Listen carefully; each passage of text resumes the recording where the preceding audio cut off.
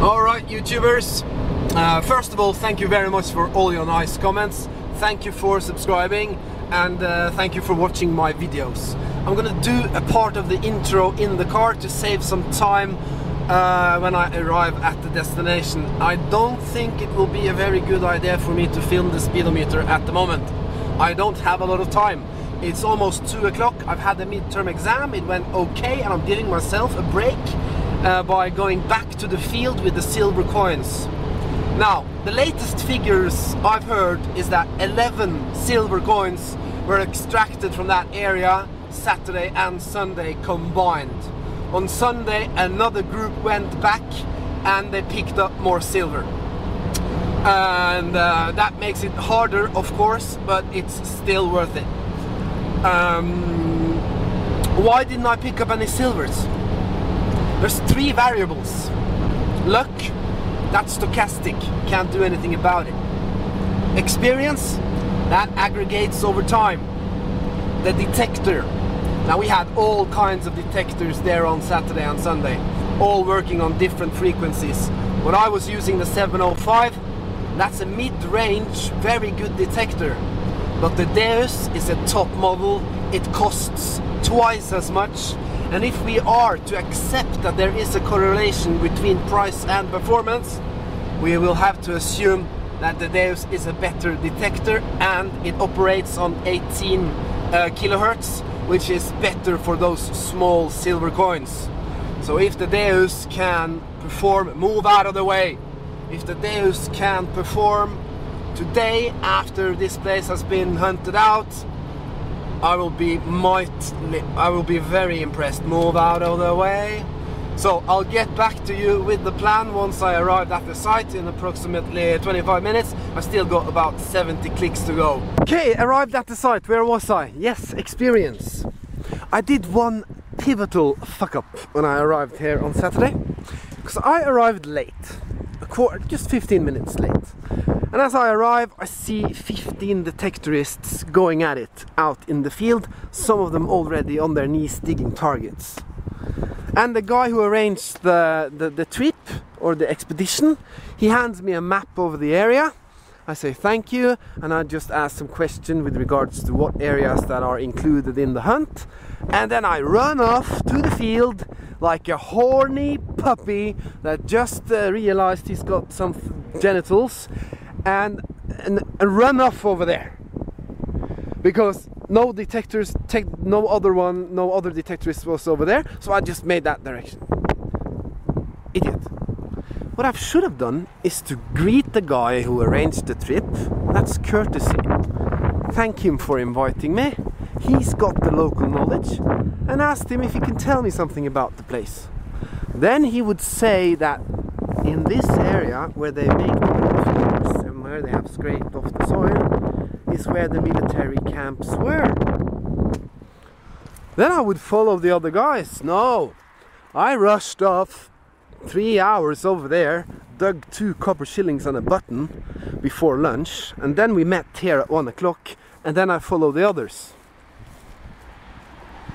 But then again, I just spoke to a guy who was here Sunday and yesterday, and it seems to me that the finds are more or less, they are concentrated around the middle section where they dig the golf course, and not around where I've been. But there seem to be silver everywhere, but the highest concentration is over there. Right, let's get digging. I've got the DEUS. I'm going to use the Gold Max program, approximately 18 kilohertz.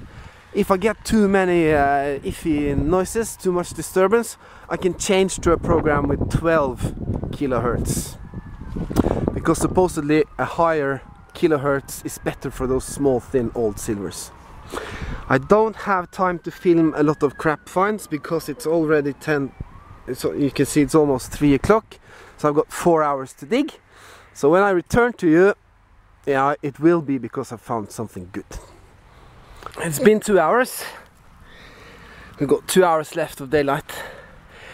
I actually contemplated taking in on one of those hotels up the road, which I have very bad memories from, including chlorine smell in the reception from the fun park, swimming land, screaming children, and the Bulgarian house band.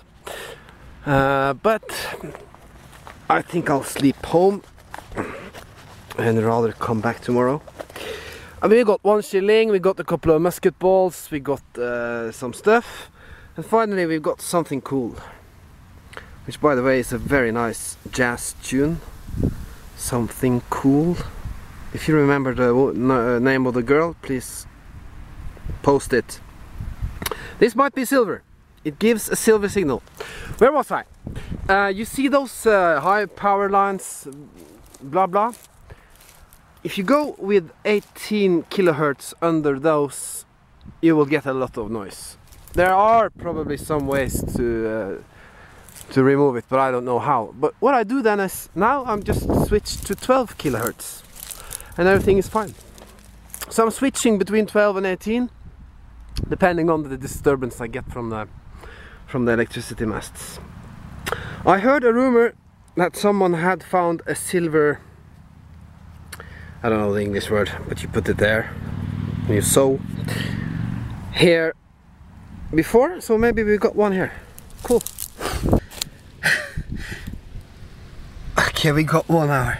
You just don't want to give me that silver coin, do you, huh? But this might be an old ring, an old silver ring.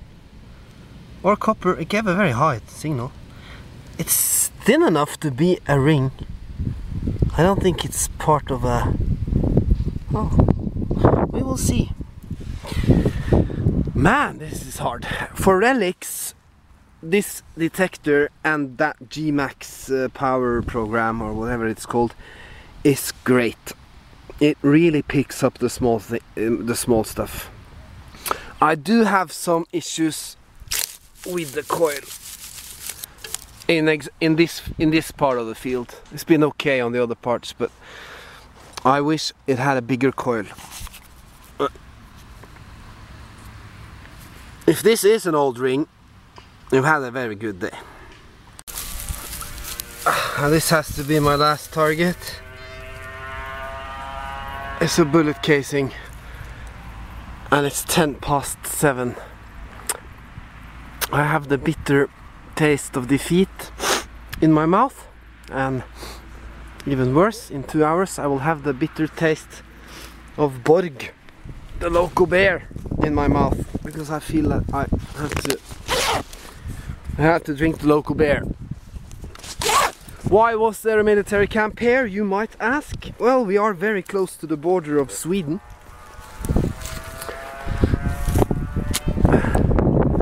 So this was a natural place to hold troops.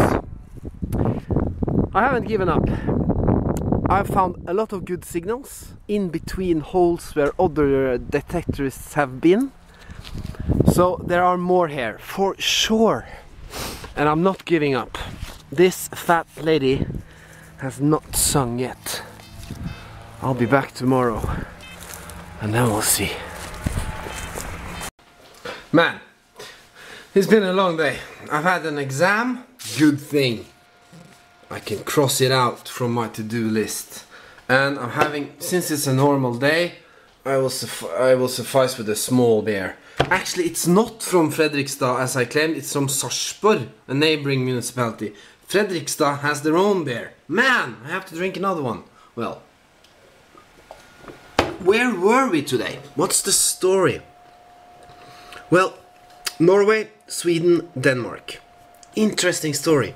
3 countries with changing not government, because it's kings, and the kings only answer to God in this time of year. But these 3 countries have changed their collaborations, right? We start with Norway, Denmark. Some way long back, I don't know the year, 1500s, 1600s. Norway and Denmark is one country, and we enjoy the continental impulses from Europe. Then some guy named Napoleon decides to go on a crazy hunt, and he loses the war. Shame on you, Napoleon, because Denmark supported Napoleon, thus did Norway, indirectly. Sweden, on the other hand, did not support Napoleon. Thus, when Napoleon lost, Norway was given to Sweden as a compensation for supporting the war against Napoleon. So then we move from a period with Norway-Denmark to Norway-Sweden. And it happens in 1814. I will return with more details in my King movie coming up. Where were we today? Fredrikstad. Why is it interesting? Why? Because it's close to the border of Sweden. That means that when we were part of Denmark, we had troops there to defend ourselves against Sweden. And in the transition period between Norway-Denmark and Norway-Sweden, we wanted independence, so we had a little struggle going on with the Swedes, but sorry, eventually in 1814 we got a Swedish king. But it didn't last forever. We've been hunting a field around here. In 1905 we got our independence. We needed a monarch. What did we do? We imported a prince from Denmark, Håkon the 7th. So that's kind of a crude historic background. Let's go to the finds. Today's finds are actually quite nice representatives of this story. This is Christian the 7th, 1771. That means it's a Danish king, but he was also our king, and he was a nutcase. He produced 55 million coins of this coin. And they were all given the name, or all given the year 1771, although he produced them for God knows how many years, 15 years. At the same time, we found two Oscar II. I've shown you these many times before, which was the last Swedish king in the Union period. So he was the last Swedish king to reign in Norway before we again imported another, but not so nutcase, actually a very smart guy, from Denmark to rule our country. Other finds: relics, musket balls, lead seals, buttons, some, that's a buckle with the pin, small ring. This is the nice button, it has some inscription. This is a lion button, so it indicates it's from a uniform.